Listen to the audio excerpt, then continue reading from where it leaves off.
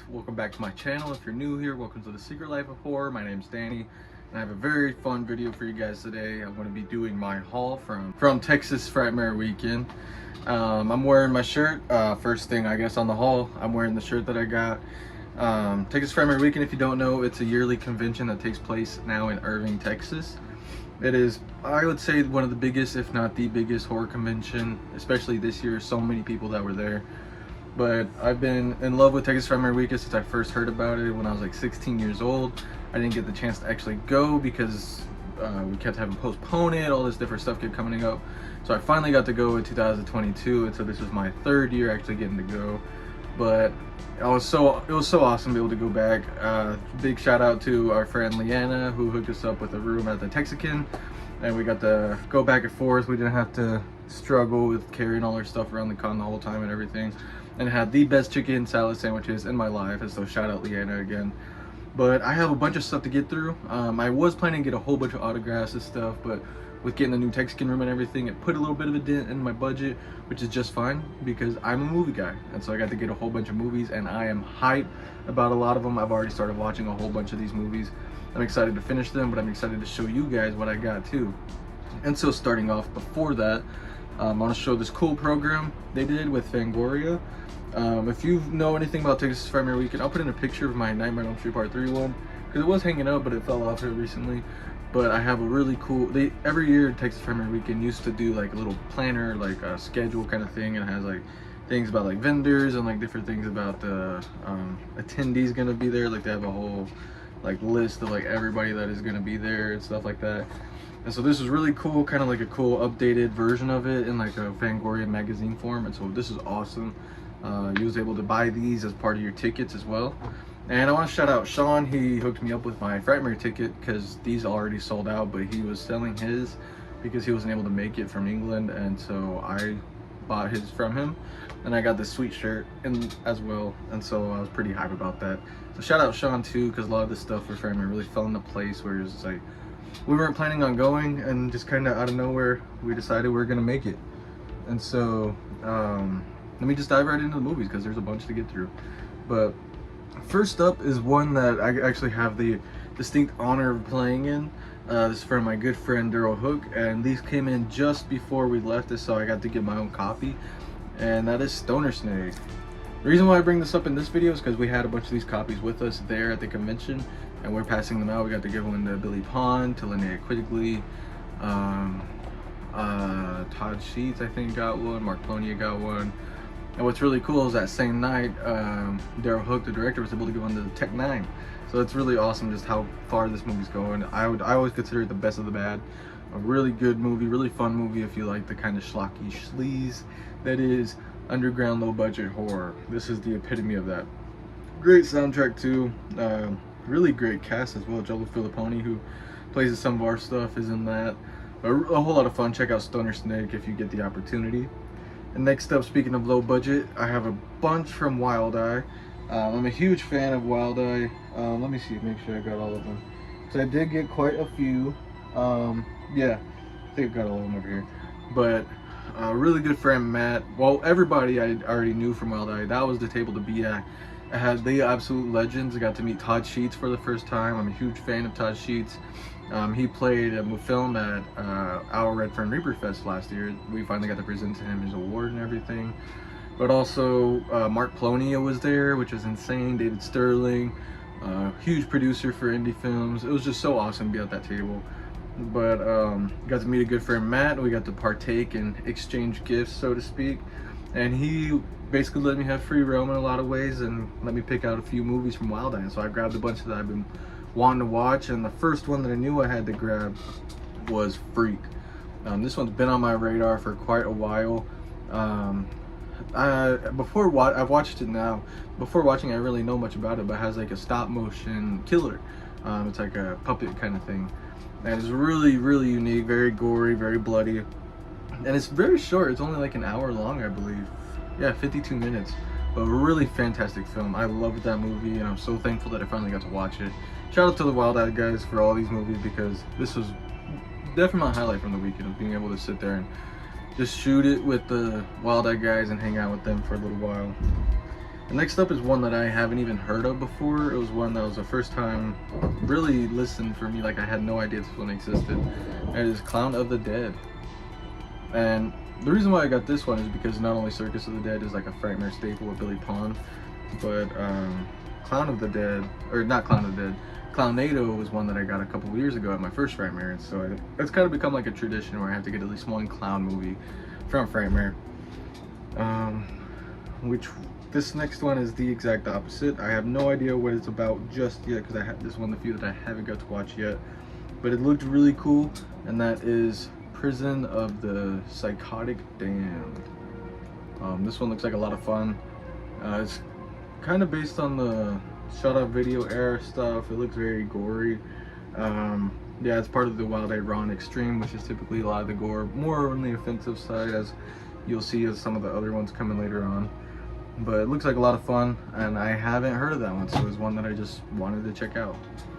And this next one is a documentary. It is one that was made by Dustin Ferguson, and I was unsure about it at first, but it's about the grindhouse horror of 70s and 80s, and that's right up my alley. And this one is called Stale Popcorn and Sticky Floors. But he does a lot of those with documentaries. He did like penny pinchers and stuff like that.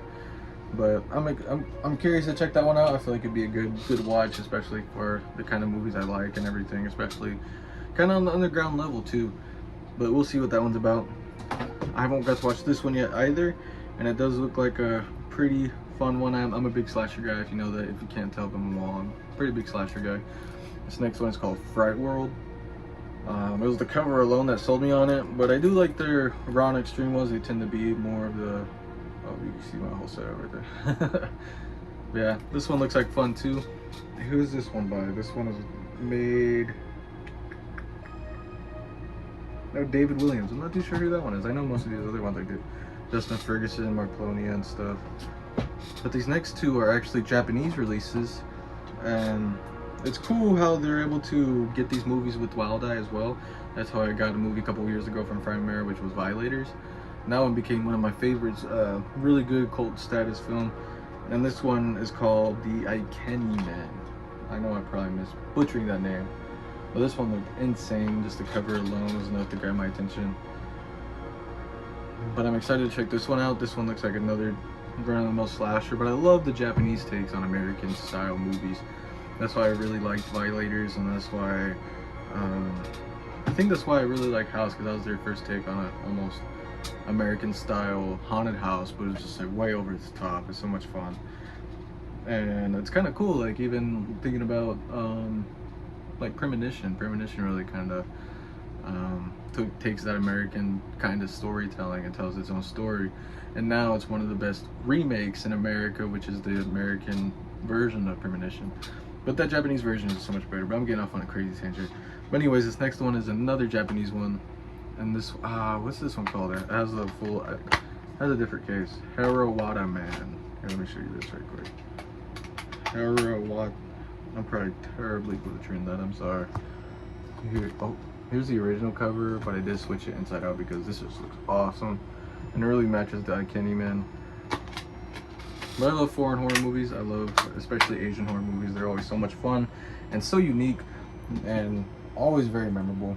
So we're almost through the Wild Eye ones. I got 4 more left. This one I watched last night, and this one was a lot of fun, a lot like our first one, Blood Red Airbed, that stabbed in the face. This one is just full on slasher all the time. It's a really good whodunit kind of thing. But it's cool because it has like a different, I don't want to spoil too much, but it has like 2 killers at one time. And so it's a really unique story, but at the same time it does all the tropes and everything you'd expect it to do as well. This next one is made by DWM Productions, and it was nothing like I expected and was way over the top. And that is Fisted. Very offensive movie, but very fun at the same time. It's about a group of boys going to camp, and they run into some trouble. That's pretty much all I can say. But the effects are insane on this. Tom Marino went to Tom Savini school, so it's really cool to see those effects put into practice, and he makes some of the best masks and artwork I've ever seen in my whole life. And so check out DWM Productions, because all of this was his own work and everything, but it's just so much fun. But it is a lot to take in. It is a crazy watch. So if you're ready to laugh, smoke a couple bowls, and you'll enjoy that one. And this next one is another one that I got signed. Oh, I didn't even show that. I got the signature from Tom Marino there. DWN is a staple to Texas Frightmare Weekend. And I was so hyped to get this signed because I have seen the first one, but not this one. And it is High Death. I got it signed by the man himself. It's Todd Sheets right there. Yep, Todd Sheets. It was such an honor to meet Todd Sheets, man. It was really cool to be able to just chat with him for a little bit because he is coming down here to Oklahoma in October for our Reaper Fest, and so he's getting inducted into the Underground Horror Hall of Fame, and so I'm super stoked about that. Now, I had to take this movie with me to get signed by him because this is one of my favorite movies. Really, I think not just by a while, but favorite independent movie really out there. That's Bone Hill Road. This was the inspiration for one of our shorts, Cherokee Moon. But I really loved this film, and so I had to get it signed by Todd. Really, really cool. And thank you, Todd, again for hooking me up with that and just being such a cool dude. Probably the nicest guy I ever met. But anyways, next up, I got quite a few movies from Dark Sky Films. I have a story about them here in a little bit that is not the best and kind of upset me for the closure of the weekend. But they did have these really cool deals going on. It was like 2 for $5. And so I had to tap into that. And the first one that caught my attention is one that was a first time watch, and I did already watch it, and that is Horror Hospital. This one very much feels like an exploitation. It feels like it's a UK film, and so it very much feels like Clockwork Orange in a lot of ways. But I love the style of it. Like, it has that same style, the same filming style and setting and stuff like that. But it takes place in a hospital, obviously. But yeah, really good film. It's kind of follows this guy and this girl who meet on chance on a train, and they end up at this place that is supposed to be her mother place, or her aunt or someone like that. And it turns out the hospital that she works at, that they're visiting, is like a really bad place. And so really fun film. This next one I did watch already as well, and I was really surprised. It's one of those good twisty paranormal movies, and that's Haunt. Very much in the vein of like The Uninvited and like The Others and stuff like that. Really fun. Well, no fun, it's kind of grim by the end of it, but it's a really good movie for the time. This was made like, I believe, 2012. And I've seen the cover around a lot. I've seen stuff about it, and I've seen it being sold at like game exchange and stuff, but I just never picked it up. And so I'm happy to have added that one to the collection because I do like being a good paranormal movie. If anything I learned this weekend at Frightmare is that I'm a paranormal guy. You know, I love me some good paranormal movies. Next up is the opposite of the paranormal, and that is Faces of Death. So as cool as I Faces of Death 2 through 4, but I do not have the OG. And so I'm excited to finally add this one to the collection. I haven't opened it yet, but I'm probably gonna watch it here tonight because I love Faces of Death. I love I'm excited for the new one, the remake or whatever it is, because I think it's just it's interesting. It's stuff that I've always I've been fascinated by. I'm a big true crime fan, and so it's just human nature, I guess, being curious. But this one really takes it to the next level. You know, it's banned in 43 countries. But Faces of Death is a really good watch if you haven't watched it. I believe it might be on Tubi. I'm not too sure. The next up is one that I've been wanting to watch forever. I told myself I'll not watch it until I got it on DVD or Blu-ray. And that is Possum. This movie is very unique and dark, just from what I know of it. Which really isn't too much because I've kind of kept myself away from knowing too much about it. I'm excited to have that. I haven't got to watch it yet because I feel like it's one that I'm going to have to really chill out to and be prepared for. But yeah, happy that I had that one. And this one, these next couple ones are just random ones I found throughout the con. And this first one I got because I needed the sequel, and that is Pet Sematary 1 and 2. I have the OG and I have the remake and I have the sequel to the remake. But I do not have part 2, which is very surprising because I love Clancy Brown. And so I'm excited to finally have that in my collection because I remember watching that so much growing up. But I've never owned it. I've never owned the second one, and so I have this one I haven't watched just yet since getting it, so I'm excited to relive that one because it's been years since I've watched the second one, probably like since I was like 8 or 9 years old, and so I'm excited to finally revisit that. And this one I got because of a sequel that I have, and that is Robert. So I don't know if you remember, before all my videos got deleted in the past, I did a video where in the haul I got a movie called Robert Reborn, and I still have that movie, but I have not watched it yet because I haven't seen the first one. And so I got this one, and so I'm gonna watch this, and if it sucks, we'll see if I watch Robert Reborn. But I'm glad to at least finally have it. because I couldn't pass it up. I think it was only like $3 too, so I was like, might as well. And this next one is one that I remember watching as a kid. I got, I think I actually used to have this one, but it's one that I lost in just over time, and that is Copycat. Like I said, I'm a big true crime fan, and so I love me a good thriller. I'm actually reading all sorts of thriller books right now. I love Alex Cava, but I'm excited to finally have this in my collection. It's got the classic, like, you know, snappy case. Such cool stuff. I love these classic cases like that, like the Lost Boys that I own and stuff like that. But Copycat is such a phenomenal film. Amazing cast. You got Harry Connick Jr., Sigourney Weaver, Holly Hunter, Dermot Mulroney. Just super awesome film. Really good. It's kind of like the Silence of the Lambs, but I would feel like it's better personally. I know Silence of the Lambs really blew up, but this is probably my favorite true crime based horror thriller movie out there. And next up is one that has some more sentimental value, much like Copycat, and that is Devil. What's cool is this is the Blockbuster one, so it's got the like Blockbuster case and everything. It's got the Blockbuster. But Devil was actually the very first horror movie I got to watch in theaters, and it was just me, my brother, and my mom, and it was very frightening because we had the whole theater to ourselves, and it was super dark. And when we were leaving the theater, we didn't see like nobody around. It was like super quiet. And we thought somebody's gonna be jumping off the building or something when we were walking out. So it was really good. It really set the tone. And so I love Devil. I'm super stoked to have that one part of the collection again as well, because this is one that I have lost in time. But I love Devil. It's such a great film. This next one is one that I also lost over time and has even more sentimental, not more sentimental, but just about as much sentimental value. And that's Decoys 1 and 2. This is one of those movies that I watched religiously as a kid, because nobody knew about it. I couldn't find anybody that knew about it or anything like that, but my mom randomly picked it up one day from probably, I think, Dollar General or something. Me and my brother fell in love with it. I actually had Decoys, the first one, but I gave it to my brother through like a trade, I think. But I haven't been able to get Decoys 2 because it can't really find it anywhere. The only place I've ever seen it was in this 2-pack, and so I'm hyped to finally have that back in my collection. Because it was one that I own too, and so it's one of those, just like Devil, that was lost over time in my collection. And next up is the last DVD that I got, which is crazy, finally all through all of them. And this is Pinocchio's Revenge. This is a first time watch for me. It was one that I've heard so much about. My friend Eric Bindle, he made actually almost exact replica of Pinocchio. And this movie's, like, I already watched it since getting it, and it's a really good slasher. It's kind of the way that you probably think that Child's Play would go, it should go if it was like in real life and stuff. But that one is so much fun. I loved Pinocchio's Revenge. I'm glad I finally got to sit down and watch that one. So next up are my VHS tapes.